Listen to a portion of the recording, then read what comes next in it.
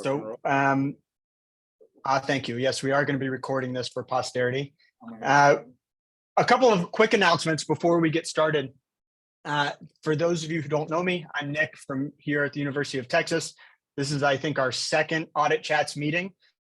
We're going to make a regular thing out of it, if that wasn't clear before. Another thing that we plan to make a regular thing out of is an in-person conference that we're going to try to start having every other year as part of Audit Chats. The first of which will be this November 11th and 12th. There are still some details to get worked out about how that conference will work, but we will push those out. We do want to go ahead and let people start penciling it in on their calendars though. So November 11th and 12th here in Austin, we will have an in-person Audit Chats research conference, which I'm personally very excited about. Okay, so without any further ado, let's move on to the forum here. Just a couple of sort of notes about how this is going to work. So we've got a set of questions that everybody on the panel has seen in advance. Where the questions will alternate between panelists. The panelist who gets the question initially will stake out a position, give us their view on that. The panelist who doesn't initially receive a question will also provide their thoughts. But I've encouraged the panelists to sort of embrace devil's advocacy here, sort of in the pursuit of getting at more than an individual's view on a topic. So if one panelist gets a question, they stake out a position, even if the second panelist agrees with that position, I've encouraged them to play devil's advocate just to make this a little bit more fun and interesting. So I say that so that you'll know that if there is some devil's advocacy expressed here and the panelists sort of seem confrontational, that is probably at least in part because I encourage them to be so. And they may not actually be expressing their own personal views on a topic, rather just sort of feeling the topic out for our benefit. Okay, so the two panelists we have for discussion here are require no introduction, I think, but I'll introduce them anyway. Robert Neckel, who is for the last 3 years been senior editor at TAR and is a professor at the University of Florida, and Miguel, who is his affiliations change with some regularity at journals. So correct me if I'm wrong here, Miguel, but recently an editor at RAST, and also I still think an associate editor at JAR, if that's right, and a professor at Miami. So Florida well represented here today. And then moderating our discussion is going to be Dan Sunderland, who is a professor of practice at Northeastern University. And before that, had a long career as a partner at Deloitte, where in several cases, he was able to sniff test some of my ideas for research projects and tell me they either did or did not make any sense based on his deep experience in practice, which is why we asked him here to moderate this discussion. And with that, I'm going to shut up and let these three gentlemen take over. Dan, if you don't mind. Thanks, Nick. And I can see that up in Boston, we only have cinder block walls, as opposed to everybody who has this lovely background. So again, Robert and Miguel, thanks so much. And thanks, Nick. So I'm going to throw out, the first question is about a statement I sometimes make when I talk to everybody. And I do want to get an academic perspective on it. And in my practitioner's perspective over 40 years was that the last part of the 20th century was all about accounting and financial reporting.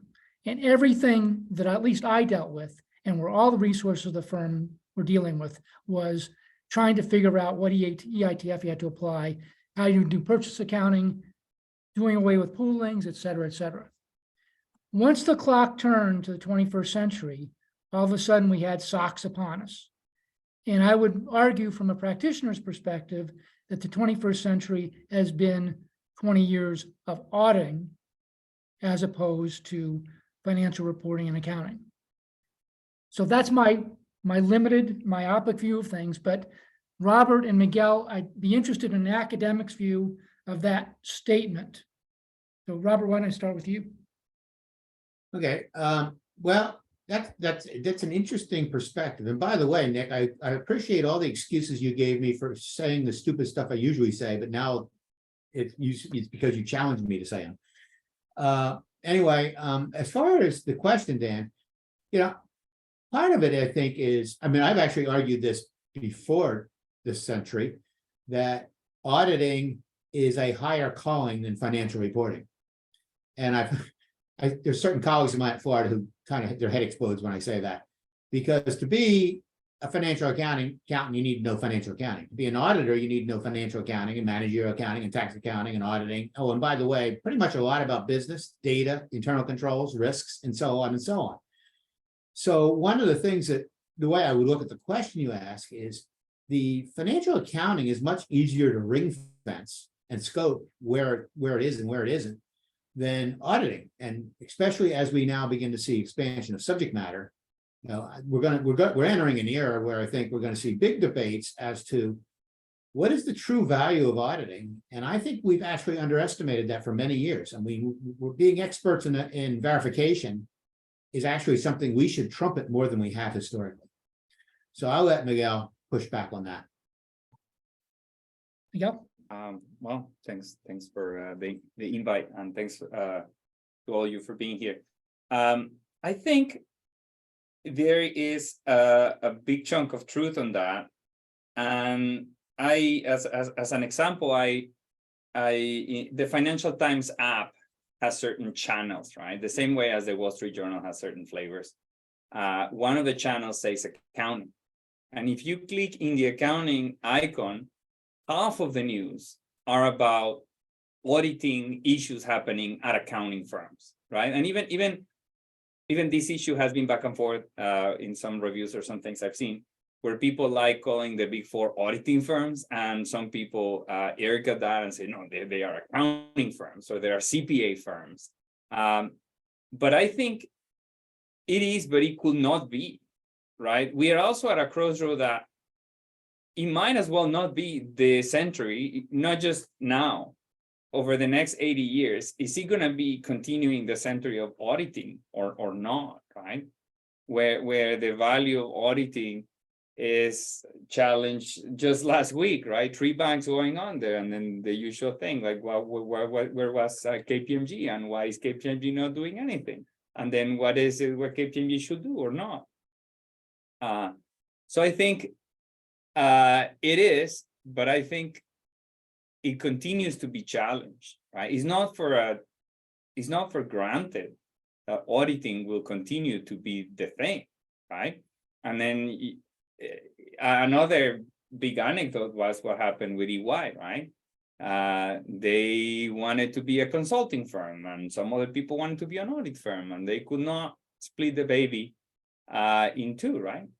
And actually, it was not because of the assurance practice. It was because they didn't agree on how the tax guys were going to fall, right? So it was pretty clear that some thought that they were a consulting firm, some thought that they were an audit firm, but they didn't know if they were a tax firm.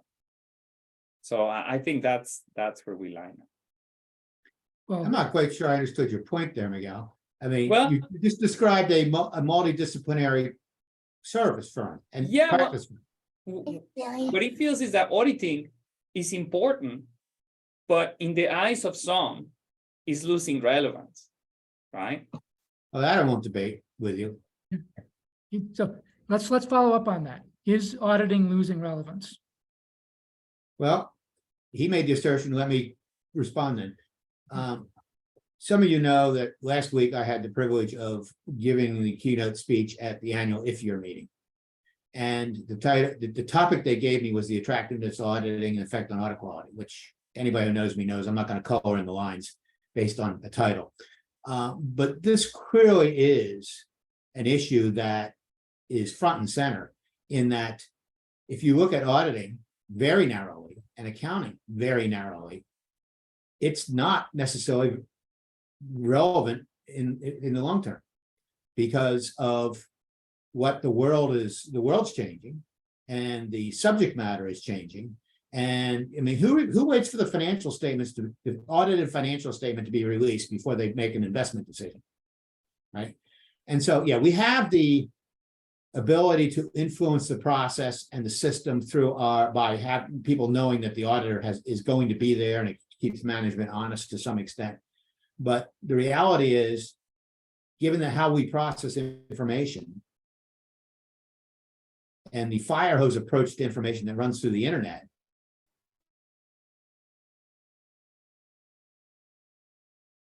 Oops.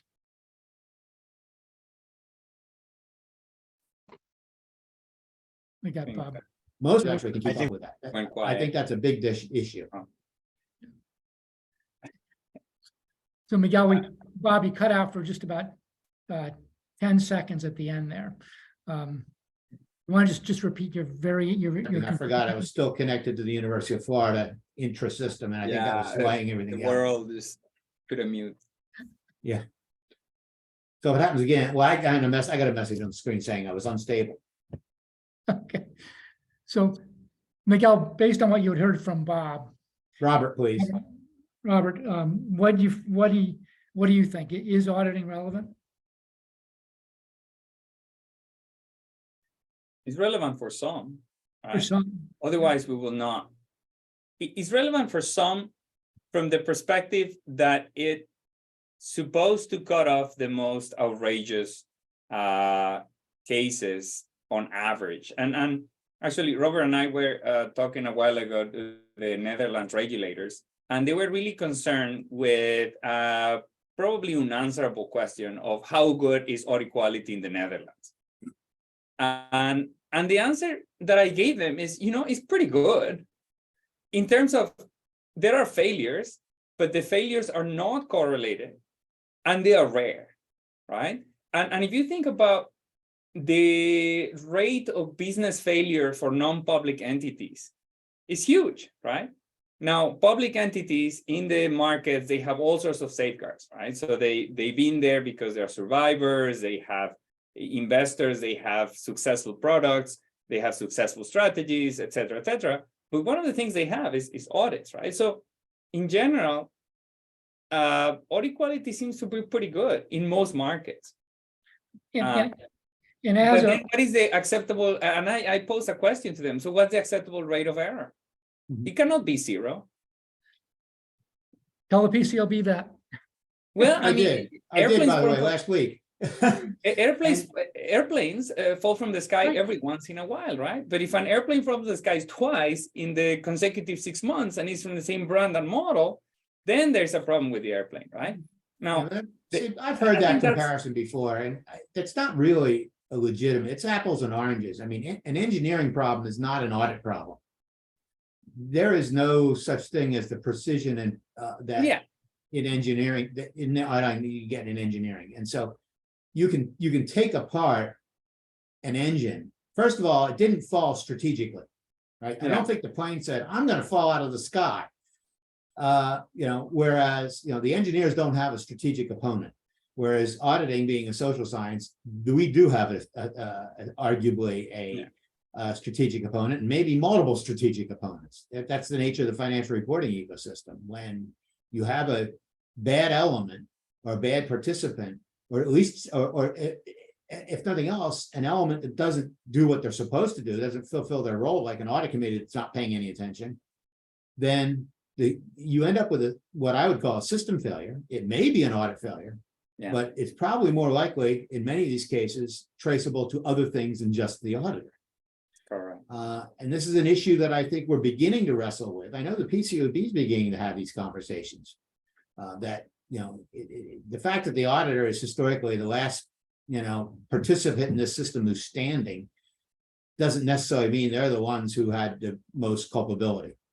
No, sometimes they do. Don't get me wrong. But they don't always. Let me follow up on, Robert, something you said earlier about, because when Miguel talked about audit and relevance and things like that, he was referring to audits of financial statements and the like. But Bob, again, Robert, what you said again was, look, nobody's making investment decisions based on audit financial statements because they're coming out 45 to 60 days later after they're out there. So is auditing broader than auditing a set of financial statements in the world that we're going to be dealing with, and how relevant audit becomes? And Miguel, I'll start with you. I think there is a great deal of double talk in the firms about that. And actually, recently, I've read every CAMS paper that there is, and there was one where it was at the beginning of the regulation, and the author or authors survey practitioners in the process, and also looked at all of the public literature of the firms of the process, and they found a great deal of double talk. I think the firms want to say, when they provide consulting services and when they try to expand into ESG and systems audits and other things, that an audit is more than just financial statement verification. But then if they get sued, they will say that all they do is a strict verification in accordance to GAAP and GAS, right? So it's very difficult to ascertain that, because it seems that a lot of the times when they're talking about auditing is more than that, and Robert has a paper where he talks about the future of auditing and other forms of assurance. I think that's what we hope they will go, but then they always fall back to the position of, that's not our job, right? And this happened exactly with these banks that went under, right? These banks didn't go under because they didn't do financial accounting properly. They went under because they don't know how to match the duration of assets and liabilities, right? And because they took very aggressive positions with respect to not funding themselves with liabilities, but funding themselves with depositors' money that can fly from one day to the next. That's not a CAM. That's not necessarily an audit risk with respect to financial reporting. It's a business risk, right?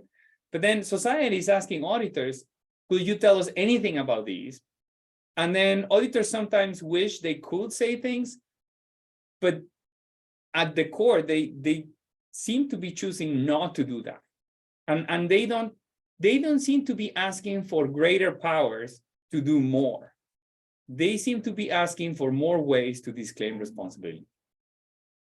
I can disagree with that one. Well, Robert, And again, it comes back to, well, again, it's apples and oranges or something, whatever you want to use. What the legal responsibility of an auditor is not the same as what their service value is based on. Okay, so being multidisciplinary, providing assurance in areas and forms that clients and markets want, is not the same of how, is not going to be the same as how they would defend themselves in the case of a financial statement problem. Right, they're not the same thing. And so, you know, one's kind of ex ante value driven, one is ex post, you know, defensiveness. And so I think to say that the way they defend themselves in lawsuits tells us what they really think is not really a fair way to look at it. Because clearly they're out there doing things other than that. And ESG, we'll end up talking about this, I suspect, in more detail, so I won't go there. But yeah, this is going to be a very interesting period for the profession as we wrestle with this. And believe me, at the meetings I was at last week, this was probably the #1 topic. It squeezed out SVB and the failed Ernst & Young issue and all that. It was definitely ESG as to what the regulators of the world are going to do about this issue. And by the way, the IAASB was there and gave a presentation on their issue. If you haven't read their proposal from last year, you might want to look at that, but we'll get it. I'll set up and we'll get back to that later on. so I'm going to, as moderator, I'm going to exercise my judgment and move on to the next topic, but get my last 2 cents in before I do that. And again, from my perspective, I've told my students this and everything else, a multidisciplinary firm is necessary to execute these very sophisticated audits. I need data processing people who are specialized in data processing. I need actuaries who specialize in valuation type matters. I need all those things so that I can do that, as opposed to subcontracting somebody who's not independent to help me on an audit. It becomes very problematic. And then, as Robert says, there are all these other services that are out there. There are attestation services that may or may not be in demand based on things, and the regulators may or may not have you doing things. So For which an auditor can separately be sued. and we right? certainly can. I mean, if there's a problem, I mean, 30 years ago, auditors gave opinions on forecasts. right? In theory, it was about the number crunching and not the accuracy of the forecast. But by the time the litigation was settled, my understanding is the firms lost more in litigation than they earned in fees, right? Because that was, there was no real legal rules on which a lawsuit could be based. So then you're in a wild card, the wild west of litigation in the United States. And so, that's that, you can get sued for your financial statement audit, but you can get sued for other things too. I certainly can. I know well. Yeah, you probably have some of those, do you have a tick, from those kind of issues, dealing with those issues? Do you have a tick? That's right. Okay, so Robert, I'm going to ask you another question now. Are we publishing too much auditing research, or are we publishing too little? What is quality research from your perspective? No. Because? Oh, you want me to say more than that? Yeah, I'm not going absolutely. to sit here and say we should publish less audit research. I mean, that kind of is, that question doesn't, as we say about some of the hypotheses, that has no tension, right? Right? Of course we should publish audit research, and it should be, but it needs to be good audit research. And we can talk about that in more detail, because the one thing I have done is formulate a much broader opinion as what constitutes good versus not such good. I'll define not so good later on, maybe, approaches to audit research. But should we publish less of it? That, first of all, you're assuming there's it's a a fixed pot, so to speak. And it's not.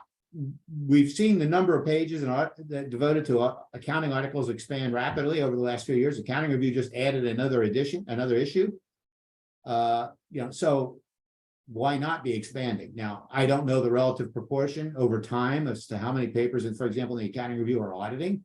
Remember Steve Ketchelmeyer, which goes back a few years, saying that auditing papers actually had a better chance of being published than financial accounting papers. That could be because it does come from a smaller pool of researchers. But there's no doubt that one thing's happened is the last 20 years has been the golden era of audit research, right? SOX stimulated all kinds of things. We sit and we pray and we, beg for a new standard, a new PCOB action, because it's like fodder to audit researchers, right?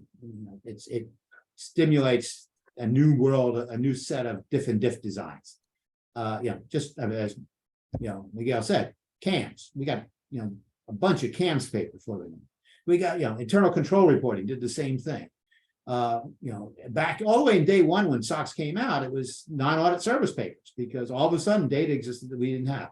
So one thing accounting researchers and auditing researchers are in general very good at is chasing something new, right? Everybody wants to get there first. And if they get there first, they have the potential, even if they get it wrong, and one can argue about the Frankel et al. Paper in JAR on non-audit services. It was pretty much wrong, but it's one of the most cited papers in the history of audit research because it got there first.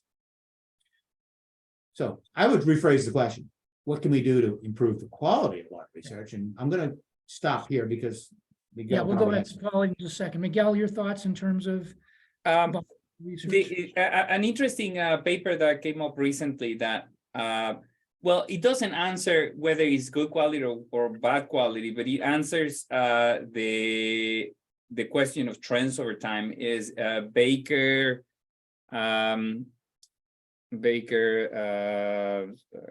hold on a second. Baker, Kumar, Pandey, and Srivastava is called the Review of Accounting Studies at age 25. It was supposed to be something about what RAS does, but it ended up being about what all 5 journals that they arbitrarily chose do. But they seem to show that, yes, the trends of publication have gone up, but the ratio of topics puts audit as the most popular topic after financial. Now, how do you come up with what's an audit topic? A bunch of people say that anything that has internal controls in the title is audit, and others may disagree with that. But in general, it seems that audit continues being a significant influence topic in the number of papers in some of the most recognized journals. And I think the level of sophistication of audit research has certainly increased and has not lagged other areas. So it's not that I see the world's getting better and we are doing things worse, or on the other side, I don't necessarily think that we're doing things particularly well. That's where perhaps we could do better at. I look forward to the time when people say the audit guys are doing extraordinary work that we should all copy. And because we're among audit friends, that the tax guys should not copy. So I think comparing with tax, I don't know a lot, but I've seen some tax papers. I've seen the sophistication of tax papers go up very quickly. And the level of topics and the kind of things they do has gone up very fast. So the world's very competitive. And I think we can do more, perhaps, to be on the cutting edge, more than trying to find, as Robert says, the next diff and diff shock on whatever flavor of the month regulation. I agree. Audit research has gotten a lot more sophisticated. I actually think a lot of people don't actually appreciate it. I think the shock that caused that to some was when JAR decided they were going to recognize audit research by getting involved with the PCOB and the PCOB conference. That, I think, added a level of legitimacy in certain people's eyes that didn't necessarily exist before that. And all of a sudden now, it became like a kind of sexy to be doing audit research. So that, I think that's something that we probably should appreciate more. Sounds like a different diff design if you want to look at publications rates, by the way. But that was a major step. Now, one thing that's done, and I'm not sure this is a good thing, is that I would say 80% of what we call audit research, because Miguel asked, what is audit research? I would say 80% of what we see that's called audit research is actually research about audit regulation. Again, the advantage of being my age is you got a long arc to look at, and before SOX, audit research was about auditing. And it was, we talked about independence, we talked about non-audit services, but there was a lot of research you just don't see anymore, except for maybe in some experimental areas, about how do you do better audits, which is not the same as studying the drivers of, say, deficiencies from inspection reports and things like that. So, I think that's one thing I would like to see change back a bit, get more of a balance. But that raises a whole nother question that I think is on our list about data. So I'm going to leave that for now. And Robert, maybe just following up on that, when we talk about the ISQM, all the quality management standards that are coming up, do you think that provides an inroad to start getting back down into the nitty-gritty detail of performing audits? Well, it all depends on if we can get, if the researchers can get the data associated with the new standard. That's one thing. I'll give a little plug. The Foundation for Audit Research in the Netherlands, that they've been able to do is the whole program there is to coordinate between researchers and accounting firms to provide data that would not normally be accessible. And so, since I'm on the board, so I get to see the whole set of proposals, and we're going through them a bunch right now. And there's been a lot of creativity released because of that, because people begin to see that there's at least a chance of getting in some data that previously you either had to get directly from a firm, proprietary data, which nobody can do anymore, at least not in the United States, or you have to get it from the PCOB, which, some people have been very fortunate, Miguel being one, and I saw Ali on there, and some people have been able to do that. That's great. But it doesn't necessarily feed the overall value auditing, particularly since the PCOB data is not necessarily representative of all audits by any stretch. Absolutely. Let me just come back again. We're talking about quality a little bit. And Miguel, you talked about extraordinary research. And I, being a newbie to research, what's extraordinary audit research? What makes it, say, the tax guys say, that's really extraordinary? What makes it special? I think at the core, extraordinary research in the applied sciences, right? There is extraordinary math research that will be a beautiful proof or something. I think in the applied social sciences, extraordinary research is the one that truly helps us to understand how something works, and it deals to a great deal of applicable solution to problems, improvements of our understanding, creates a line of thought that others want to expand. And this is where, and people want to talk about it, right? People want to talk about extraordinary research because it changes the world, right? People want to talk about ChatGPT and everything that is behind their probability models that is gonna maybe put some of us out of business soon. I think that's where, let's suppose we get a dispassionate view of anything that gets published in the account review, and then with some benefit of hindsight, because also extraordinary research can only be judged exposed, not at the time that it comes up. And then we just look at it and say, how many great ideas has auditing research produced that have changed the way we understand audits, auditors understand themselves, accounting firms see themselves? Who wants to pick up the phone and ask that person a question? To be honest, it's not just audit, right? The whole world of financial reporting has gone weird ways as well, and textual analysis, and we can pick on this or that topic. But I don't care what others do, right? I don't care that people in textual analysis are coming up with the 10th way to analyze the fog index.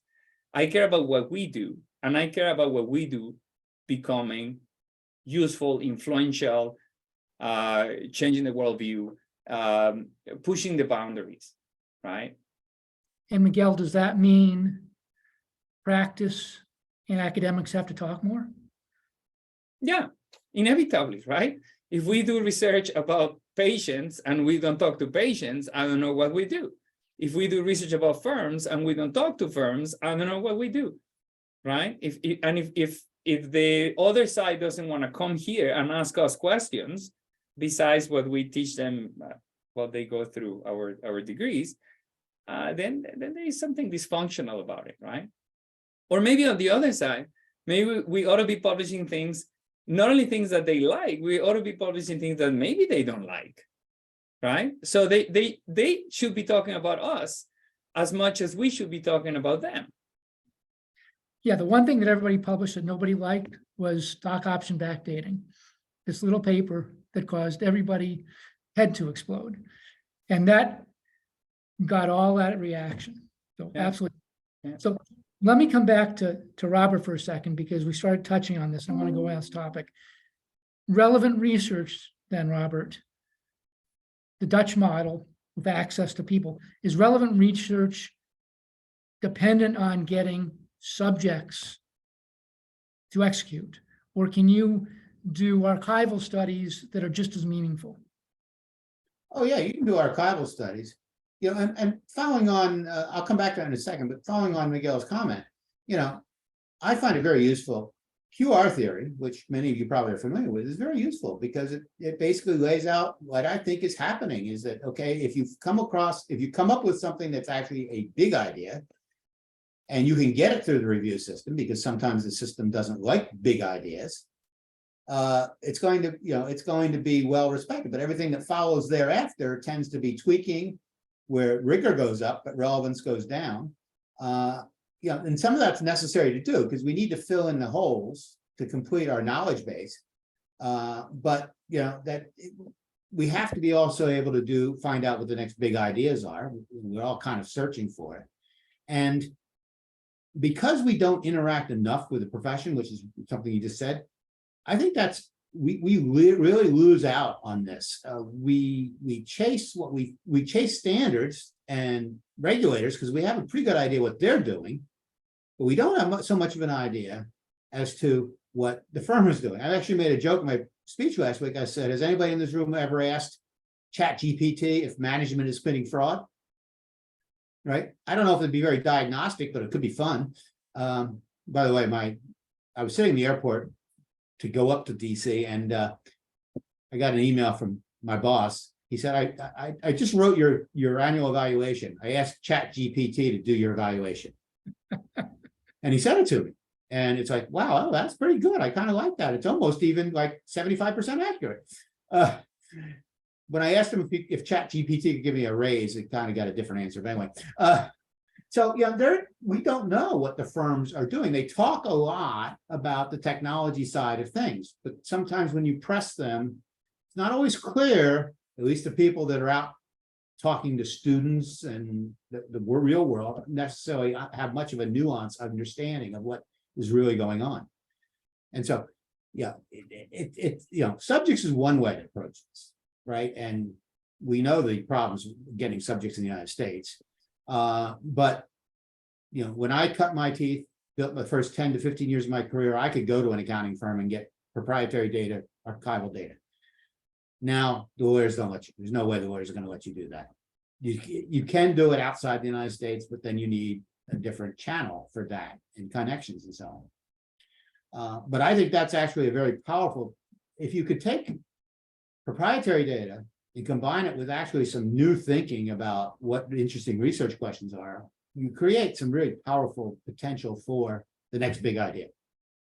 For example, out of FAR, we're seeing papers and looking at teams, actual team dynamics, because we can get data on the entire team, not just the partner, and not just an individual doing an experiment. And so I think there's going to be some fairly important papers coming out of that, but they're not there yet, but they will be. So I remember 10 years ago or something, there was a request that came in that an academic institution demanded that all the firms hand over their fee data so that they could create a database of fees. And little did you know, number one, the firms really weren't tracking their fee data that well, so you could never supply that. And I don't know anybody reacting well to a demand for data. So one of the things that I always put in everybody's head in terms of what firms have as data is sometimes we think that their capabilities are more than they are relative to things. And I don't know whether you guys have examples of where you thought they had things and they didn't, or whether you thought they were just stonewalling. So I can answer that directly from personal knowledge. Miguel may have some of his own experience, but in the 90s when I was doing a lot of this stuff, yeah, accounting firms then for sure were a classic case of the shoemaker's children who have no shoes, right? Because they would be giving advice that they didn't follow. We're seeing it to some extent with the FAR data, that things that you would think the firm would be able to easily essentially collect and put into a spreadsheet or something is not that easy to do. And we also know that even the PCOB data can be pretty messy, right? So, I think this is the whole issue of data structures is actually something that has not gotten nearly enough attention because that may be a necessary precursor to doing some of the more interesting things that I would envision we could do. We got the statistical tools, right? One thing our papers have done is we are good econometricians or whatever other method you're using, but it's not always clear that the data we're applying these jet level techniques to is actually worth the effort that goes into it. And I know we have a number of past PCOB academic fellows on the phone here, but the questionnaire that the firms fill out for every inspection is chock full of information. It is. And that is just wonderful if there was better access to that for researchers, because that has detail that you won't find anywhere else. And you've got a big database. If only the PCOB collected it in a usable form. That's the follow-up to that. So I've seen that questionnaire and others here have seen it. The problem is, it's not like they did a Qualtrics survey where everything is immediately passed into a knowledge base that we can all use. And also, it's not that it's the same year over year, and it's not that it's systematic. So even there, yeah, there is a treasure trove of things, but these things are less systematic than we think they are, because of the process that goes into the inspections, because of the collection process, because of the way they are collected, because of the way they are provided, and because the size of the firms and locations that this is applied to is very heterogeneous. This is a problem with the data collection, that firms are, at the same time, they're a thing and they're not a thing, right? So they are decentralized profit units with multiple teams in multiple locations with different sophistications of clients. Some of them have been acquired. Their own computer systems are super messy, and there is not, I don't think there is a sufficient monetary incentive to collect all of the engagement data, even for the firms themselves, right? So that's why even if you go to a firm and say, give me all the, some question that I have is, what does it take to get promoted to manager and senior manager and partner? Who makes it and who doesn't make it and why? Even that, even at a single office, it will be very difficult to get. Yeah, that's very difficult. And even when you read those things, I've been through litigation where they pull out the person's evaluation, talk about how wonderful they were interacting with clients. And that Correct. turns into, you know what, that's an independence problem. Yeah.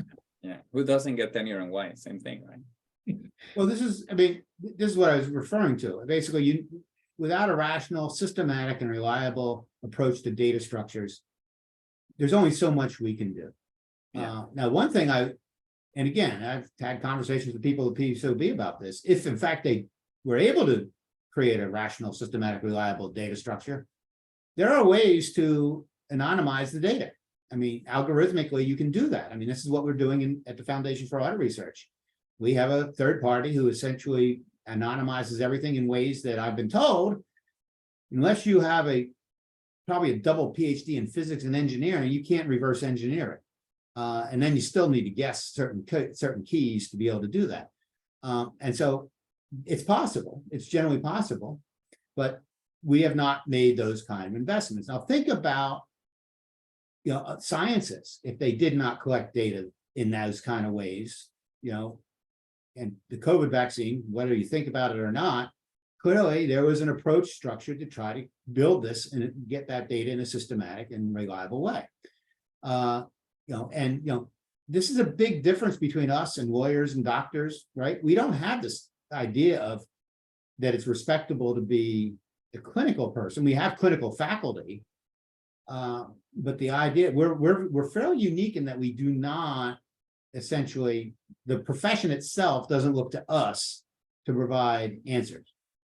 Now, the regulators to some extent do, because they've all adopted evidence-driven approaches to standard setting. But I find it bizarre, for a long time I found it bizarre that the firms do not feel that way. The profession itself doesn't feel that way. Now, when you think about the PCOB dealing with them and the firms dealing with them, legal comes up all the time. Mm-hmm. Office of General Counsel, every single commission, every single board member of the PCOB has his own personal legal person relative to things. And whenever I tried to get any research through the firm, I had to, in theory, go through legal with their point of view, as opposed to the medical profession, where the lawyers get much more confidential data in the medical profession than you do in the business world, and yet they do that. So I don't know what your thoughts are in terms of, is that a big impediment to what's going on there, and is there any way we can overcome that? Well, sending a research proposal to legal, the general counsel of an accounting firm, it's a black hole, basically. It'll never come out again. Right? I mean, now, some of us on this call probably have had access, we do informal channels through people we know, and because we're all recruiting sites, can maybe get to, at least from an experimental sense, and get some, but even that's drying up. And I'll tell you, I've got maybe a dozen papers at the accounting review, which are completely stalled because the CAQ is unable to run the experiments that they were running before COVID.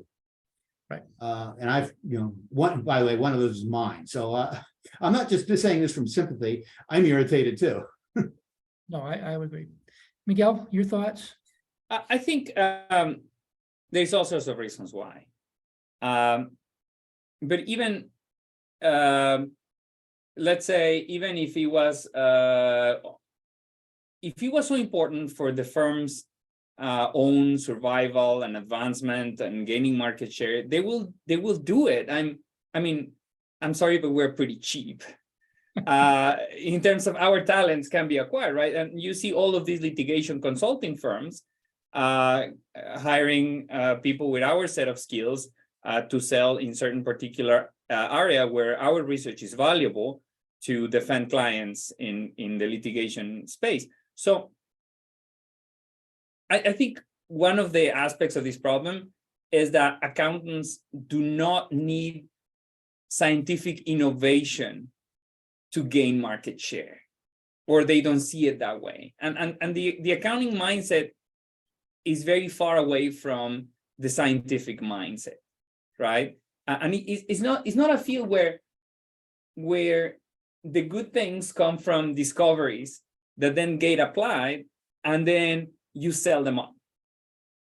It's more of a, and it has to do with personality, with the type of people that become accountants. I think with the data science revolution, we have managed to bring people with a little bit of a different mindset into accounting firms. And you see that now all sorts of tax processes are highly automated. And also something that we need to know more about are these service centers, right? A third or more of certain audits are conducted in these black holes called service centers. We don't know where they are, we don't know what they do, but we know that they're highly automated. And this is the only part where I think the firms are currently seeing the value of innovation, but that's a part where we're not doing research about, right? So I think, I don't know, it's part of why accountants are the way they are, and whether our inventions, if we call it that way, result in gaining market share. Well, this is, Dan, can I continue? Yeah, keep on going, Robert. See, I describe this as what you see is we're not examining the value proposition of auditing. What they're doing is they're simply substituting client-facing skill sets, which tend to be variable and expensive costs, with back office fixed costs, which can be amortized. Mhm. Right now, that's a classic economic solution to basically a low profit Right, yeah. business, right? And so, and it's interesting. In preparation, again, I'm sorry I mentioned the speech again, but in prepping for it, I got to talk to a lot of people over the world, and a country I cannot name was telling me that the firms are having trouble hiring new staff auditors because that country is actually a site of one of the largest service centers among the big four, and they pay better and have better working conditions.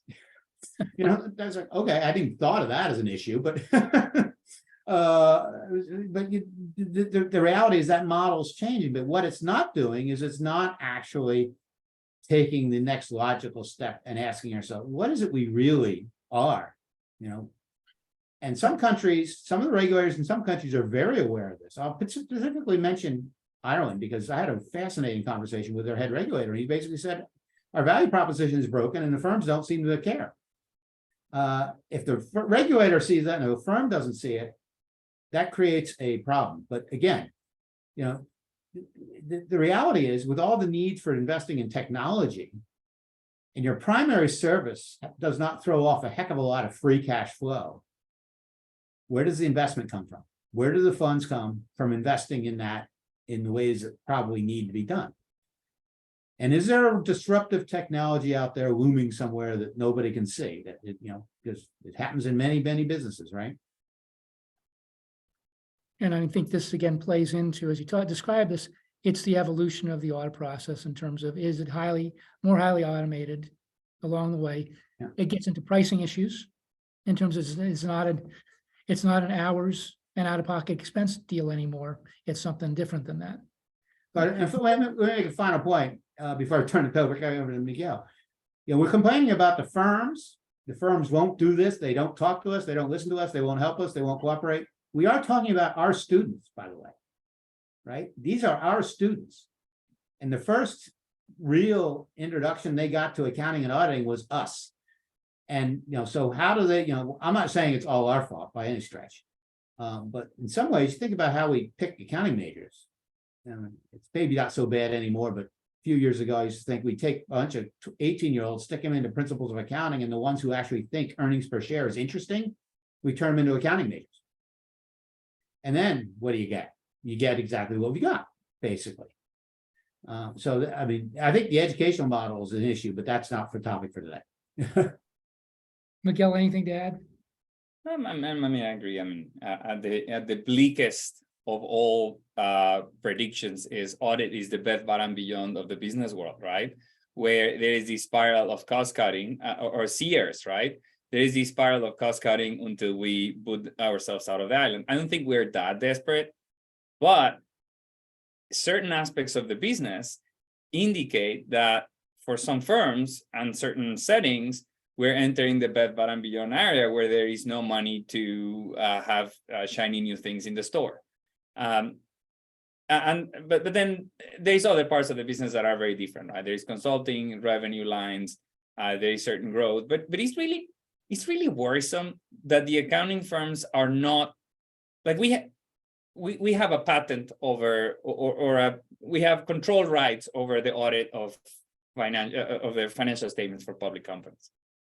But I don't see any audit firm lobbying to have the right to do more, right? Like, it would be interesting to see firms calling, can we have the exclusive right to do this? And every profession is doing that. Like the number of certified professions in the US has gone up by hundreds in the past 30 years. You need to be a certified plumber. That's why there's no housing in the US. You need to be a certified everything. Right? And every profession is asking for more special domain that no one else can touch. And I don't see audit firms doing that. At least they could be doing that in the SGE space, at least. Well, let me throw that one over to Robert. Robert, you want to talk about ESG? Yeah, and actually that's a good segue because, the IAASB proposal is basically it's written to be how do you say this? It's not profession centric. No profession centric, right? Yes. And I remember in September when it first came out, I was actually in Canberra in Australia meeting with the Australian regulators, and they were extremely concerned because, if you say engineers can provide the assurance, okay, in theory they can. But if you make this a mass, a large scale service where most organizations now are going to be doing this, and we'll come back to the United States situation in a minute because we're unique, that I see 4 areas of comparative advantage. One is an infrastructure for verification. The second is essentially subject matter expertise. Third is a tradition, history, and system for quality control. And fourth, a model of independence. Now, 3 of those, I think accounting firms have a distinct advantage over. And subject matter is probably the least sustainable source of that comparative advantage anyway. Now, obviously, an engineering firm may have that, but it could be easily purchased, in my opinion. And now you talk about the SEC proposal, and somewhere in the page 490 or something of the SEC proposal, they actually talk about internal control over the information going into ESG reports. I think it would be crazy to think that anybody but auditing firms or accounting firms could actually do that.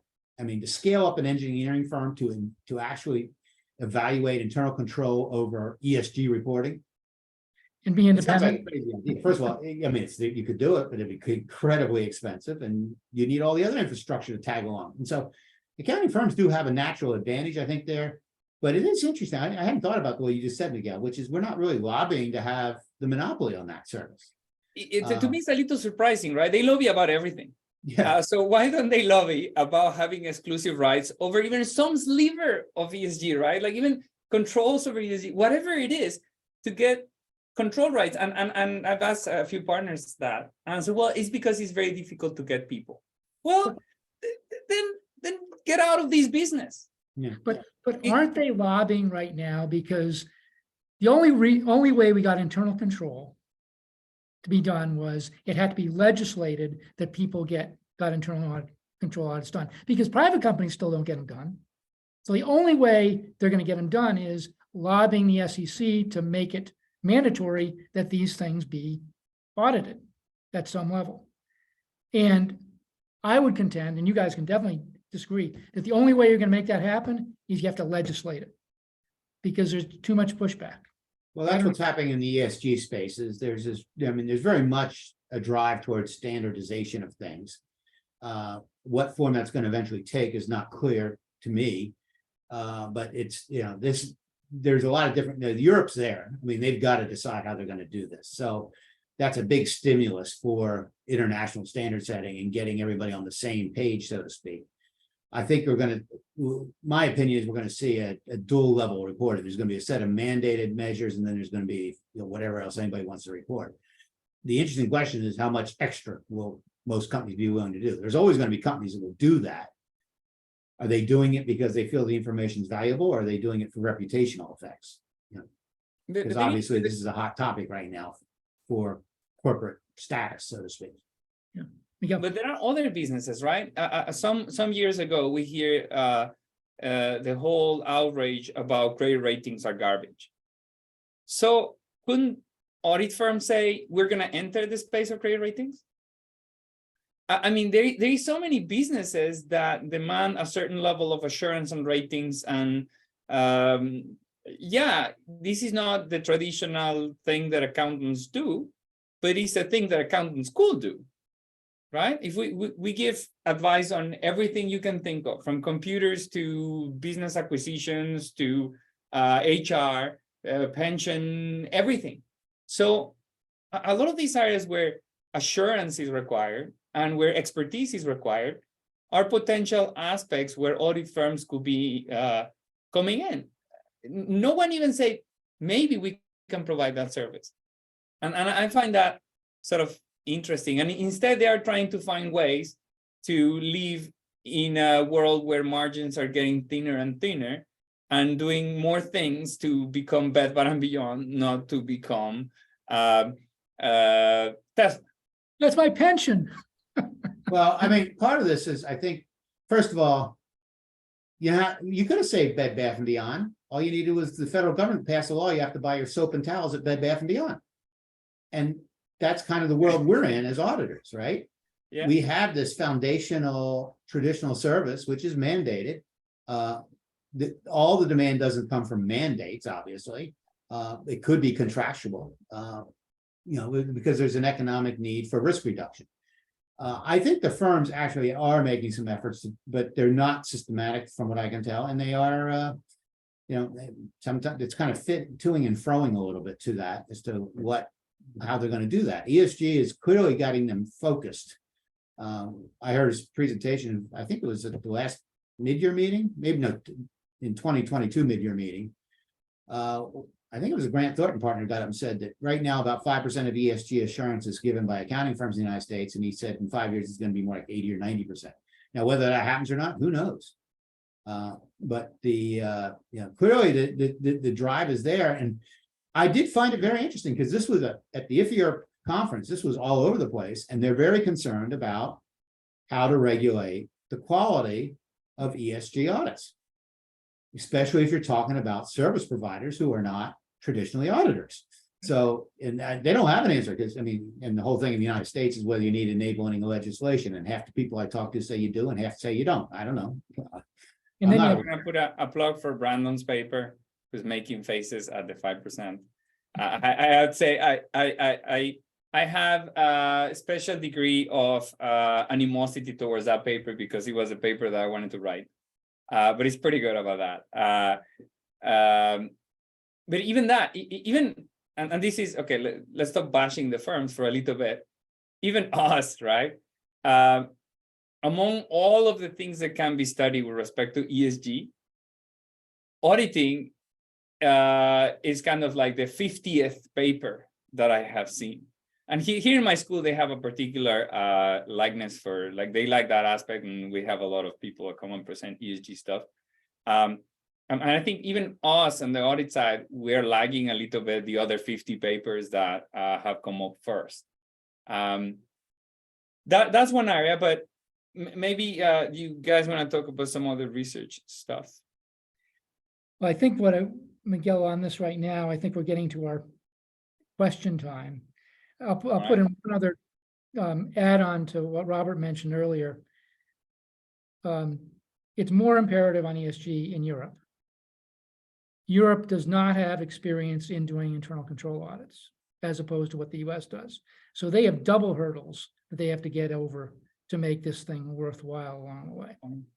So, but Miguel, hopefully we can work in some research answers to some of the questions that come in as they come in.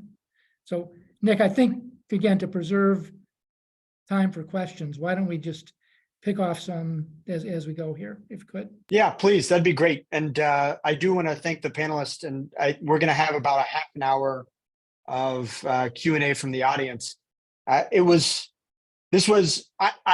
knew better than to expect this discussion to stay strictly on script, and I was not disappointed. But it was an honor to be a fly on the wall, listening in on a discussion between these three. So thank you very much. I think the way we'll do questions is we will just have people raise their hands, and they can come on mic and ask those questions. And I think we've got Jolene, are you still on the call? Can you unmute people as they raise their hands? Is that possible? Sure, I can do that. They should be able to unmute themselves as well. Oh, even easier. better. Yep. Okay, so if you'll raise your hands, I think the way Zoom works, it's been a while, I'm not teaching a semester, but I think the way it works is the hands will sort of filter to the top of the participants list. And so I'll just call a name, and when I call your name, you can unmute yourself and ask your question. And Ali Zimmerman is the first one I see here. So Ali, come on. Hi, everyone. Thanks so much. I love the discussion. So yielded a couple of thoughts.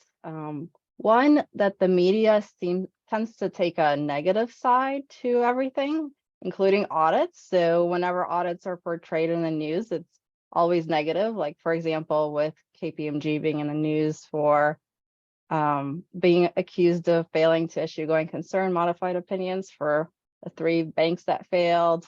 So one question is, like, what can we do as researchers to portray, audits from a good side?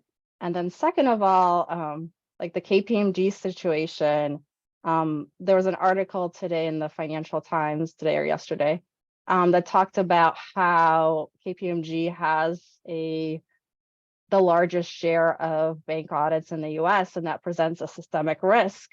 And that made me think of like the industry specialization literature, and this being potentially an example where industry specialization can actually go awry. So I was wondering your thoughts on the 2 topics. Thanks.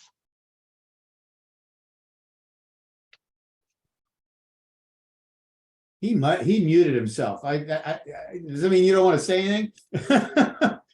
But I'm not going to talk about industry specialization.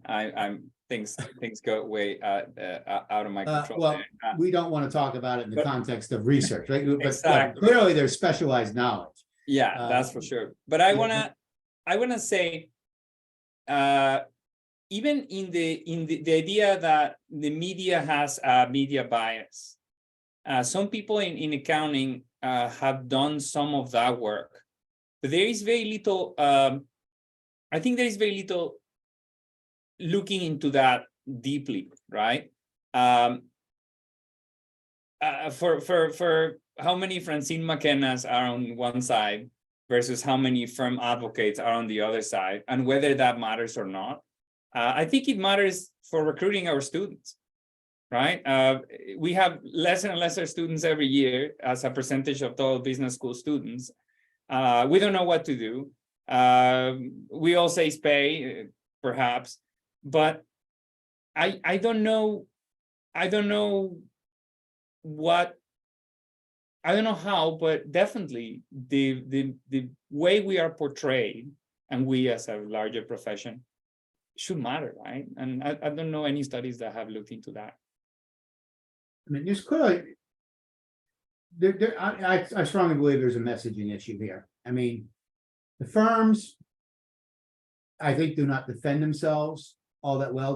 They do not push a positive message. They respond to the negative messages that come out of the media. Now, what's the media care about? They care about, they're going to get clicks by, saying things that are negative. And so, I mean, I would actually debate the Financial Times on their assertion about whether it's a systemic risk and there's an independence problem. But, that's the way a journalist is going to write it as a general rule. And we don't ever hear the positive side of these. I mean, I'll use an example. Audit in the Netherlands, which was an audit failure for many years ago. I think Dan knows about this one. Yeah, and I happen to know the partner in charge quite well in the Netherlands who brought this out. He got crucified, but he's actually the one who discovered it. He actually figured it out. But because of particularly at the time, the limited reporting channels, I mean, you can't run around like Chicken Little and say the sky's falling just because you found evidence that a client's committing a fraud. You have certain channels that takes time that you have to go through. And, lots of people will spin that as, well, negativity, but the reality is we're legally bound by certain things.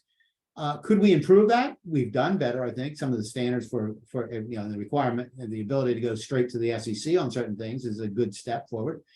But it's partially not understood, but we can't defend ourselves. By the way, we are also guilty of this. How often in class do we talk about these fun things where somebody screws up, right? Because we don't know, part of the problem is we don't have good stories, right? A good audit is one that never makes the newspaper. And so there's 3,600 and something firms that do not have a restatement every year, right? Yeah. So that's but then also there is hundreds of these scandals, and Matthew Yee has a paper on that, and Clive Lennox has a paper on that, where they are trying to figure out how many other scandals never even make it to the Wall Street Journal, or don't even make it to why so many times auditors are sued and nothing happens. That's one of Clive's papers. Or Matty has his other paper where they collected a list of every scandal in the past 10, 15 years. And then, we know about the big Deloitte case that made 2 papers in account review and car, and we know about this other one. But there's many other scandals where the firms just go by like nothing happened. I don't know. Yeah, we need to do more.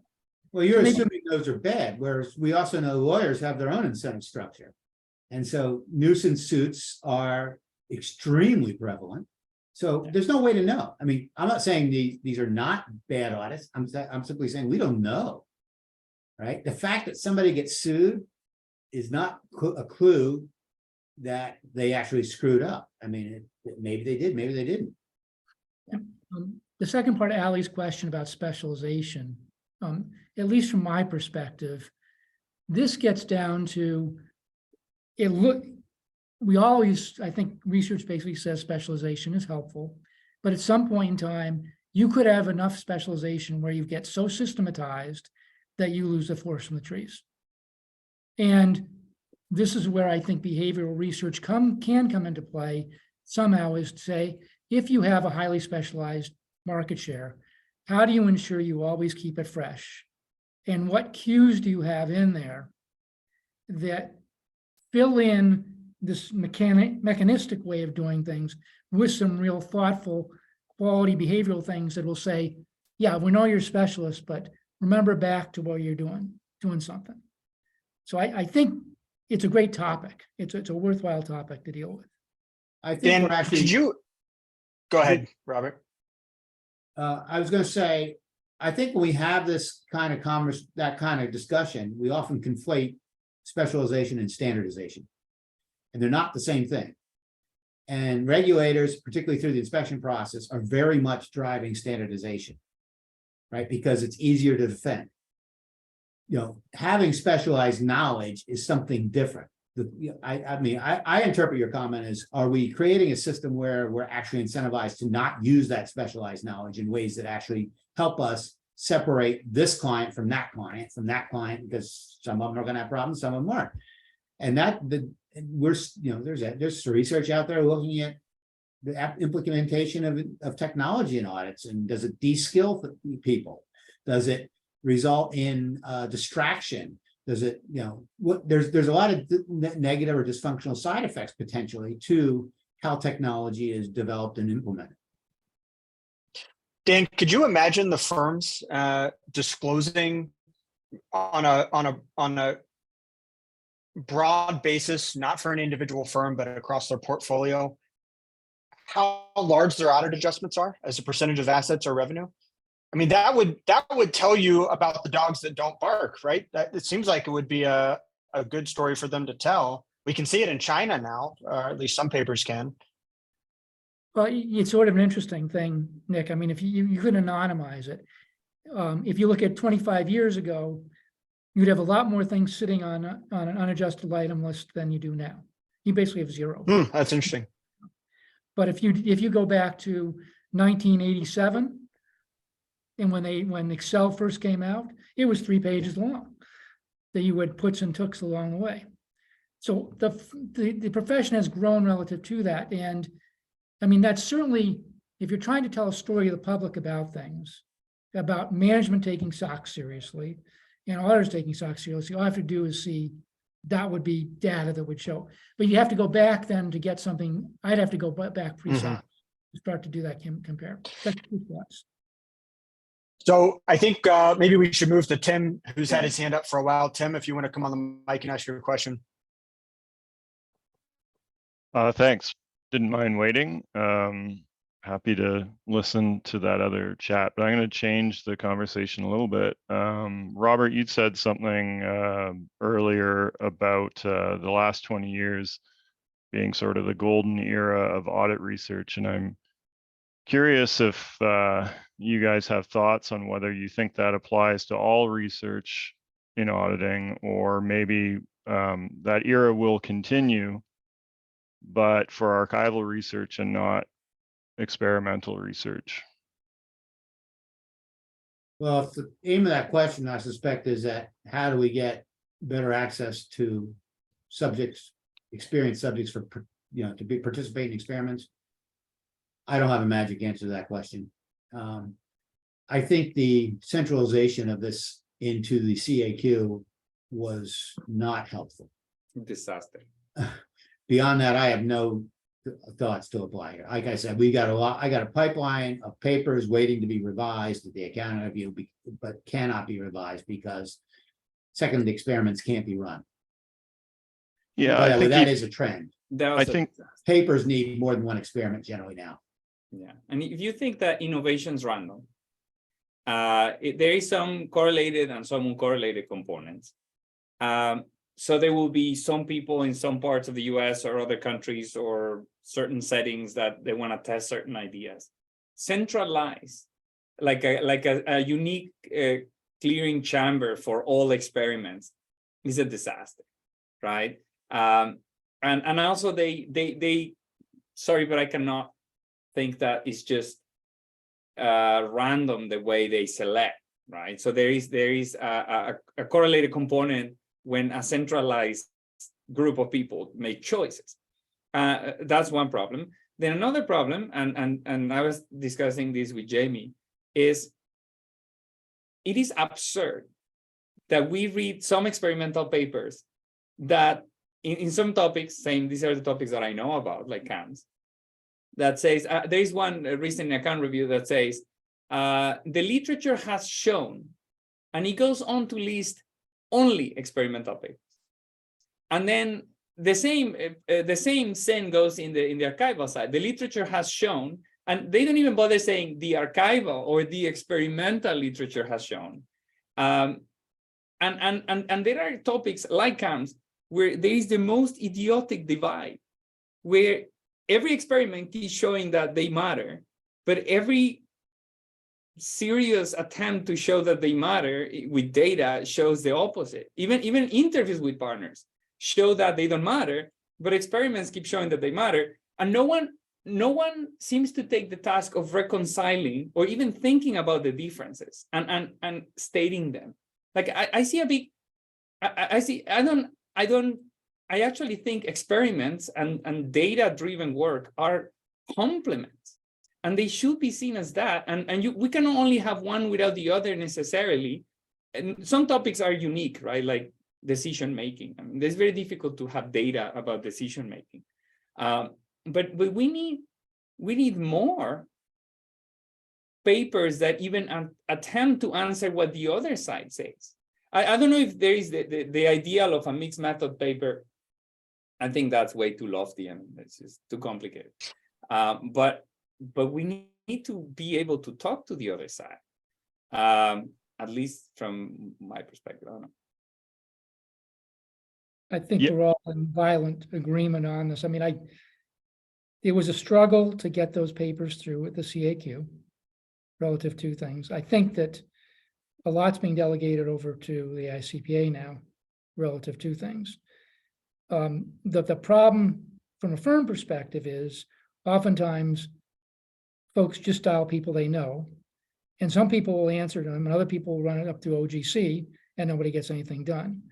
So ideally, the Dutch model works to some degree, and I don't know whether you guys think that, but at least it's something.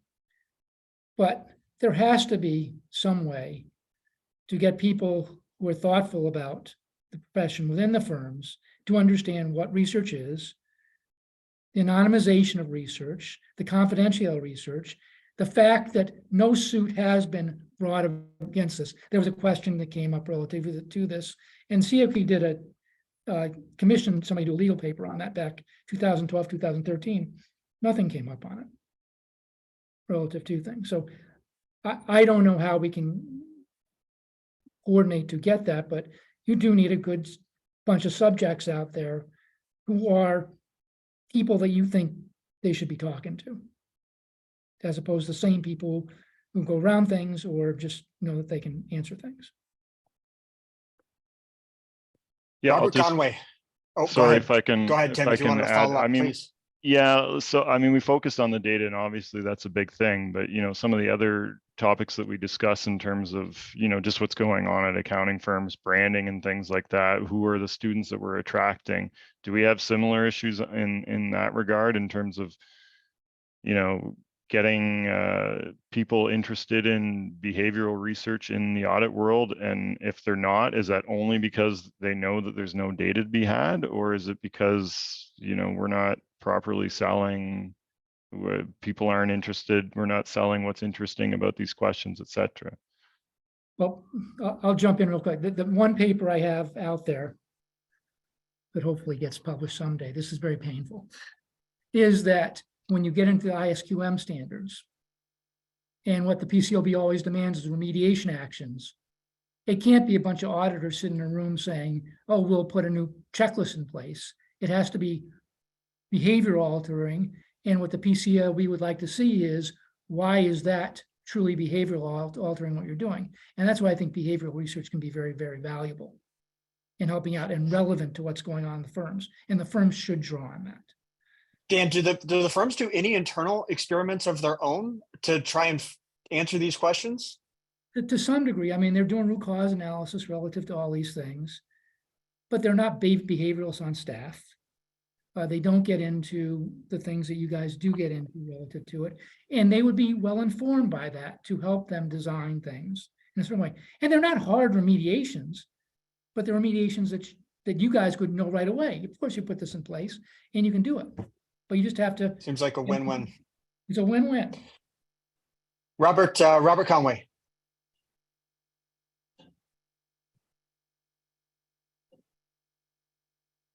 You are still muted as far as I can tell. Okay, there we go. So dovetailing a little bit on Robert's comment about the the image of the firms and all the issues that are out there. I agree with the things Robert said, but I'd like to add that no matter all the things the firm might do to improve their image, if they don't change the the squeeze for productivity and the squeeze on people for audit quality and the pay structure, I don't think things are going to change.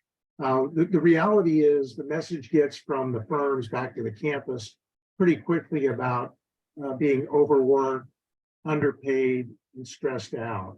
And my take on all of this is the reason this is happening is audits are victims of commodity pricing. When people buy audits, they don't know a lot about what they're buying. A similar problem is students when they're considering audit firms to join. It all comes down to these, intangibles about personality and things like that. And I think the whole dynamic could change if the students understood, how the firms compared in terms of overtime hours, turnover, level of supervision, amount of training. Get the firms to compete for talent based on things that would be attractive to the individuals. And if you could get to that point and use engagement performance metrics, I think there's an opportunity to turn this around. And in the process, academia has a chance to improve enrollments. And I think it's a win-win for everybody. And I just think the firms are their own worst enemy when it comes to recruiting. No matter how many glossy brochures they produce and all the things they say, the fundamental problem is the business model. That affects quality, it affects the attractiveness of talent. So I don't know if that's more a statement than anything else, but I'd like to see academia get behind this issue about how students make accounting firm choices and the lack of information and the opportunity to change the dynamic. Well, that's an area where we need to do research about. I think every professor I've talked about, now that I've been department chair for a little bit, we all talk about nobody wants to be accountants, and we all have some hypotheses about that. But I have not seen enough solid, convincing, thought-provoking research that shows without doubt what are the root causes of the problem.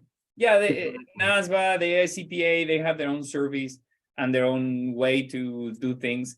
But that to me is one of the most pressing questions in audit research.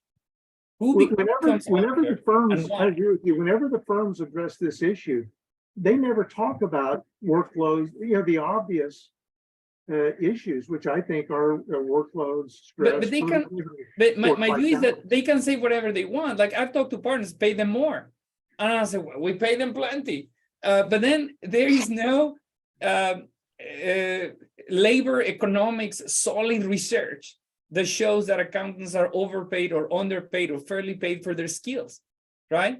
I've seen one paper on the 150-hour rule that shows how it actually went sideways with the objectives of the rule, but I have not seen enough, right? And this is, if you think about human capital being at the core of a lot of what audit quality and a lot of other decision making and everything we do, there is surprisingly little research about these aspects.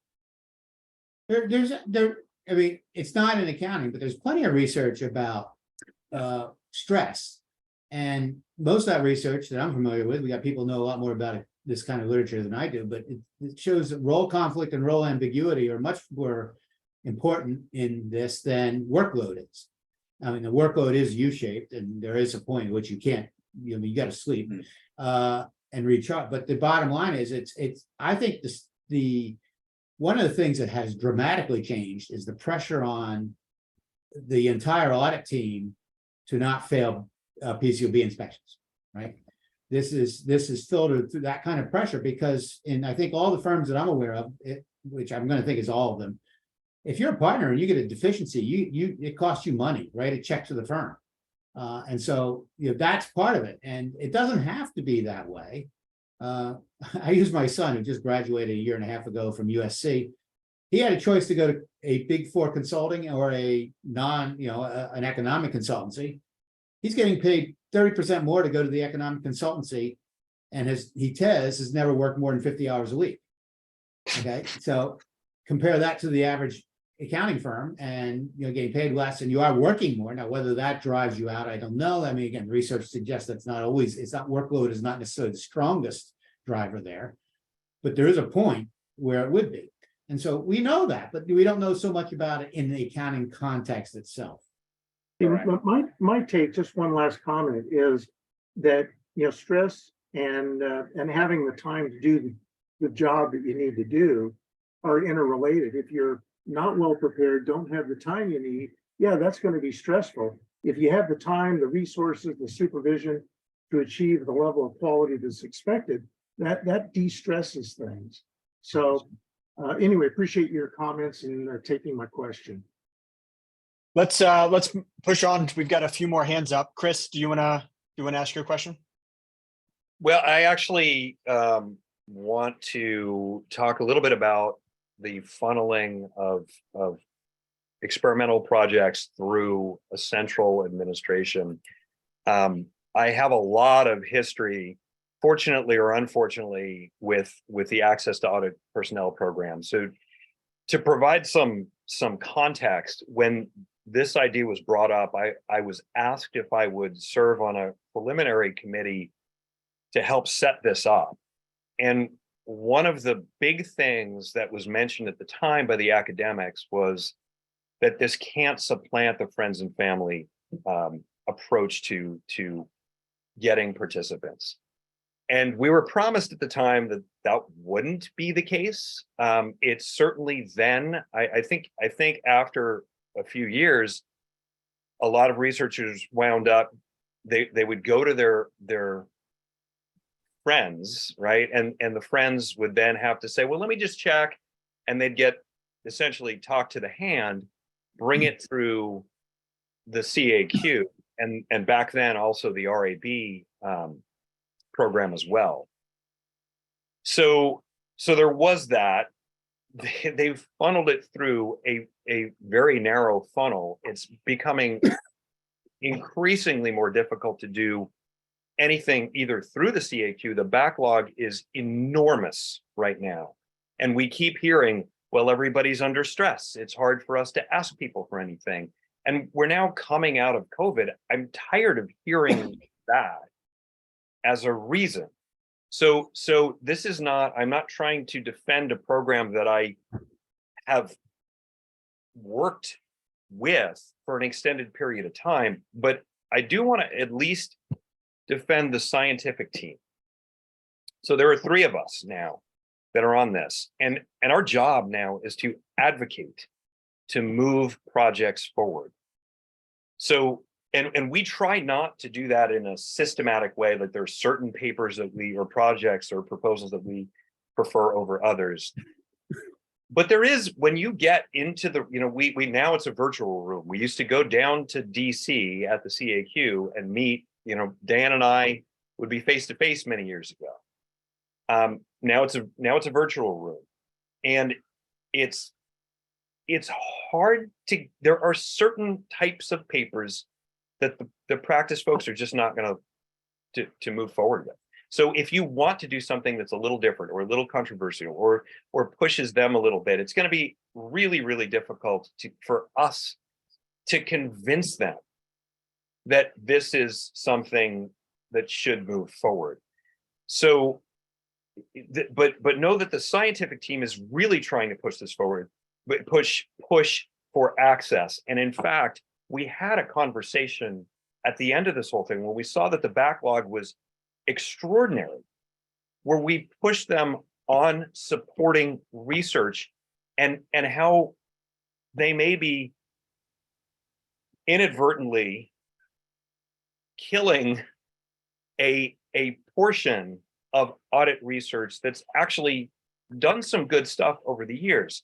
So don't think that there aren't people out there. That one of the reasons that we actually we rethought how this access program was going to work was we used to have these rolling 3-year terms. So just when you got when an academic got to the point where they understood, oh, the program is called access to audit personnel, they would roll off.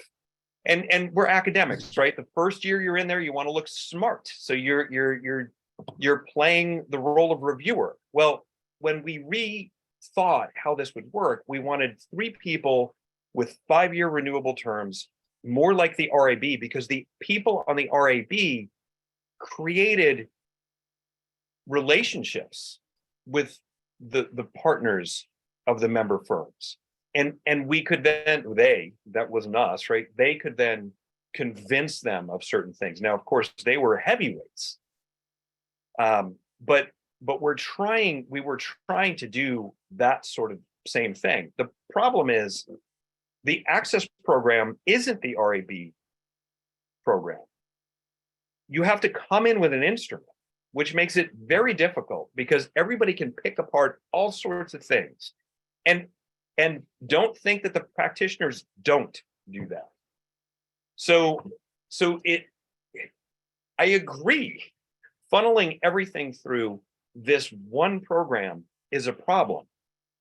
One of the comments that one of the partners had said this time around was that, no, we're getting all of these other inquiries. Well, are you supporting them? Are you allowing your friends and family to come in and actually run experiments? It's starting to now happen at the interview. It used to be that, okay, well, interviews, it's just a few people. We can do that. It's even now starting to happen with interview research.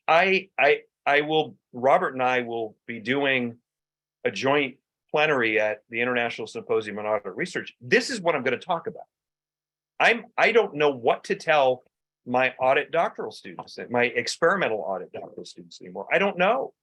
Chris, can a solution be, sorry for, this Well, has been done in the archival before. Can a solution be just get participants in other countries? I mean, this used to be data-driven audit research started in Australia because there was data in Australia that was not in the US. So maybe if it's too difficult, one way is try to change the world. And the other way is try to form relationships with firms in the multiple other countries. That's why we see a spur of China research, right? Because there is many more things that we can learn, despite the generalizability and other issues, whatever. Maybe that's one way. No, and that is absolutely true. That if there is a bright spot, I think there are 2 bright spots. One is that there are parts of the world where they do value the research that someone like me does, right? And the other is that we're also, it's not just audit experimental researchers that are pushing the firms now. It's people like Jamie Schmidt, Joe Schrader, who at the KPMG dinner at the audit midyear pushed for I mean, both of them have done some experimental work, but out of a concern for those of us who do it on a full-time basis. So I'm hoping that eventually the firms in the US will change their tune, but in the meantime, I think you're absolutely right. I think we're going to have to start partnering with people in the Netherlands, people in Europe, people in Australia, because it's become so difficult to get access in the US.